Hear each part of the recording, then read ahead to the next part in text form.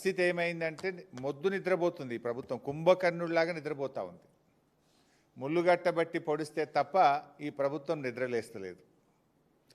అది గోదావరి బనకచెర్ల ప్రాజెక్ట్ అయినా, గోదావరి నల్లమల్ల సాగర్ ప్రాజెక్ట్ అయినా జరిగేది మాత్రం గోదావరి జలాల దోపిడీ, జరిగేది మాత్రం తెలంగాణకు నష్టం. ప్రాజెక్టు పేరు మారింది తప్ప ఆంధ్రప్రదేశ్ జలదోపిడిని మాత్రం ఆపలేదు. ఈ జలద్రోహం విషయంలో కత్తి బాబు గారిది పొడిచేది రేవంత్ రెడ్డి. వెనకట కేసీఆర్ గారు చెప్పేటోళ్ళు కత్తి ఆంధ్రోళ్ళది పొడిచేటోడు మనోడే ఉన్నాడు అన్నట్టు, ఇవాళ ఈ గోదావరి జలద్రోహం విషయంలో కత్తి బాబు గారిది పొడిచేటోడు రేవంత్ రెడ్డి గారు.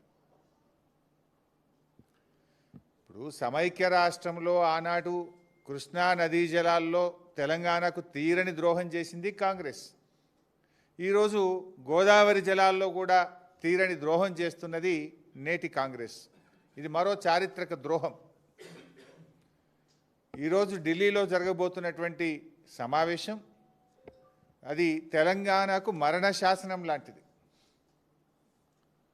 పోలవరం నల్లమల్ల సాగర్ విషయంలో